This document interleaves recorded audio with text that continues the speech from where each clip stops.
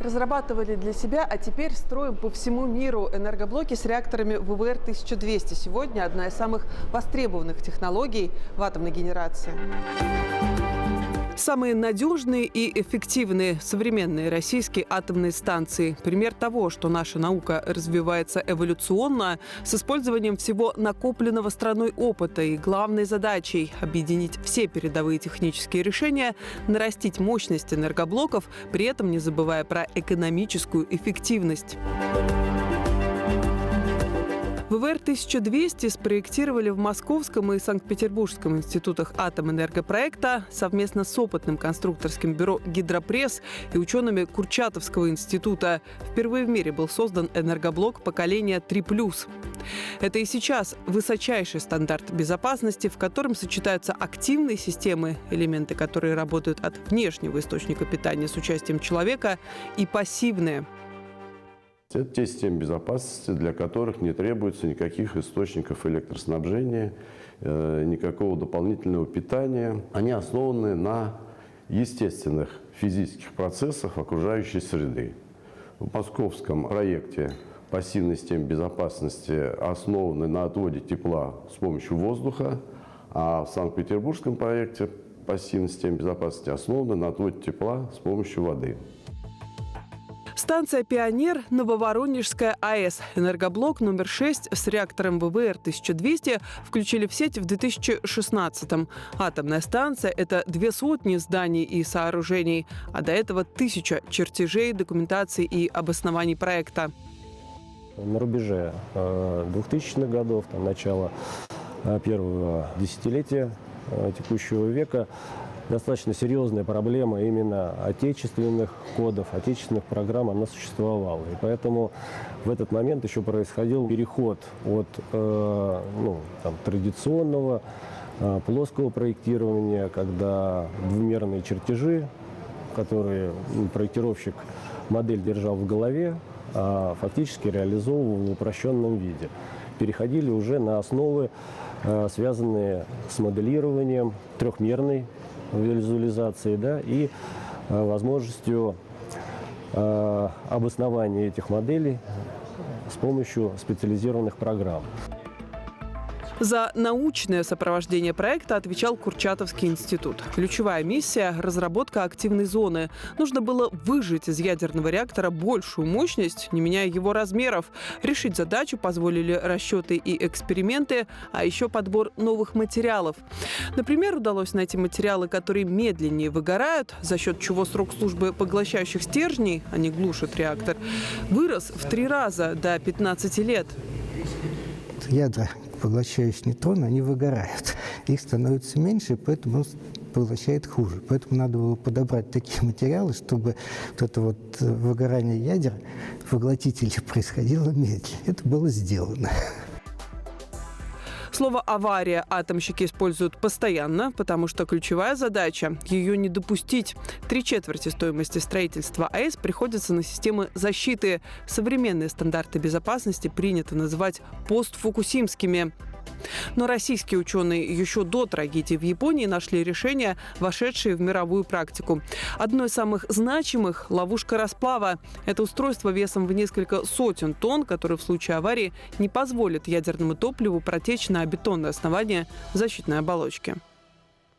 Была создана экспериментальная база, где расплавлялась смесь урана с металлоконструкциями. И смотрелось, какое будет выделение, какие будут происходить химические реакции. Все это было обосновано и сделан проект этой ловушки, в том числе системами измерений. И потом эта ловушка пошла по всем нашим блокам большой мощности.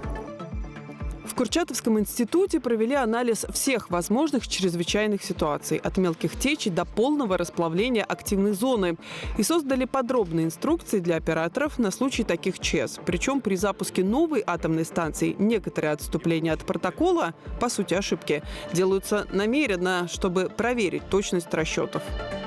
Мы подтверждаем те проектные решения в процессе пусконаладки, которые заложены в проекте.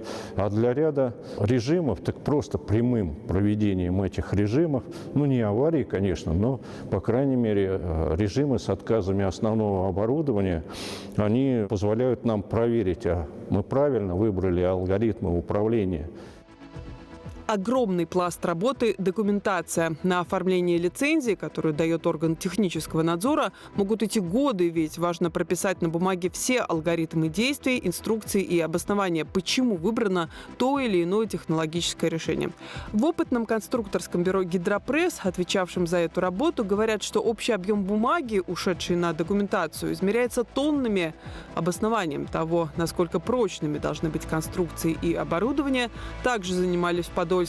Причем прописать нормы нужно было так, чтобы строительство не стало экономически невыгодным. Задача стояла уйти от избыточного консерватизма, потому что вот этот консерватизм, он ведет к избыточным запасам. А у нас одна из базовых точек – это повышенное улучшение технико-экономических показателей, переход в категорию 3+. Это и было сделано. Пожалуй, чаще всего, говоря о надежности проекта АЭС-2006, приводят такой пример. Купол энергоблока уцелеет, если на него упадет самолет. Сейсмическую устойчивость для каждой атомной станции просчитывают с большим запасом. Если на площадке вероятность землетрясения с магнитудой 5, в проекте будет заложена магнитуда 7. И в 2023-м во время мощного землетрясения в Турции строительная площадка АЭС Аккуюм не пострадала. Там 9-бальная площадка, нам не потребовался специальный анализ, потому что то, что там реально было на площадке, было во много раз менее серьезно, чем та ситуация, которая была заложена в проект и обоснована в проекте. Оборудование для АЭС производят десятки предприятий по всей стране, включая и опытное конструкторское бюро «Гидропресс». В этом цеху производят в том числе и электромагнитные приводы системы управления и защиты. С их помощью регулируется мощность установки, когда в ядерный реактор погружаются те самые поглощающие стержни. Готовый привод испытывают на этом стенде. Фактически это аналог канала реакторной установки. Разве что вместо поглощающих стержней на привод крепится имитатор, а значит и радиации здесь нет. Как это ни парадоксально, но атомная станция – живой организм, который постоянно учит своих создателей чему-то новому, позволяет находить оригинальные технические решения. Особенностью проекта ВВР-1200 является, конечно, прежде всего большое количество активных систем безопасности и использование максимального количества пассивных систем безопасности, которые не требуют ни энергии, ни участия человека.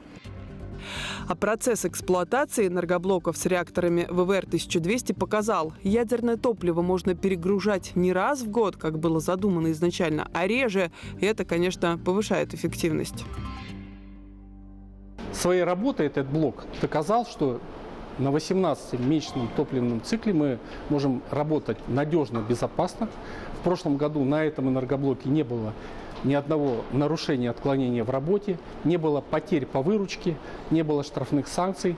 И в прошлом году первый энергоблок Ленинградской АЭС-2 выработал рекордные 10,2 миллиарда киловатт-часов за год. Технологическая эволюция – процесс непрерывный, и уже сейчас российские атомщики на основе проекта АЭС-2006 разрабатывают энергоблоки с новыми параметрами.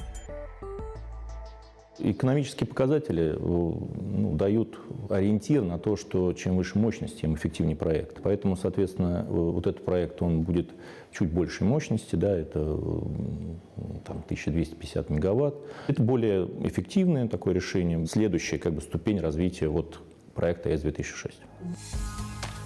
Россия – мировой лидер по числу энергоблоков, которые возводят за рубежом. А АЭС с реакторами ВВР-1200 – это международный бестселлер. Уже несколько лет надежным источником энергии служит белорусская АЭС. Наши специалисты строят атомные станции в Венгрии, Турции, Египте, Бангладеш. Для многих партнеров России строительство АЭС – это первый опыт работы с мирным атомом. На Ленинградской АЭС у иностранных гостей есть возможность увидеть жизнь атомной станции, что называется, от котлована. Здесь возводят 2 новых энергоблока. И если раньше число зарубежных специалистов, приезжающих на практику в Сосновый Бор, измерялось десятками, то сейчас их принимают уже сотнями. Мы им даем все, что они спрашивают. У них возникает очень много вопросов, потому что другая культура, другое абсолютно отношение к технике, все другое. Например, главный инженер, который тоже проходил вот недавно буквально стажировку египетской станции, сидя у меня в кабинете, задал мне тоже массу вопросов. Его интересовала очень сильно структура управления, вот именно оперативная. И, конечно, энергоблоки проекта АЭС-2006 – это основа программы по замещению мощностей в атомной генерации, ведь постепенно выводятся из эксплуатации станции с блоками РБМК. Да и в целом, в условиях постоянно растущей потребности в энергии, каждый новый блок – это важнейший объект для экономики. Вторая очередь этой атомной электростанции будет запущена в начале 2030-х годов. Прибавьте к этому базовый срок службы 60 лет, плюс возможность продления еще на 2 десятилетия. И получается, что технологичности проекта АЭС-2006 хватит до 22 века.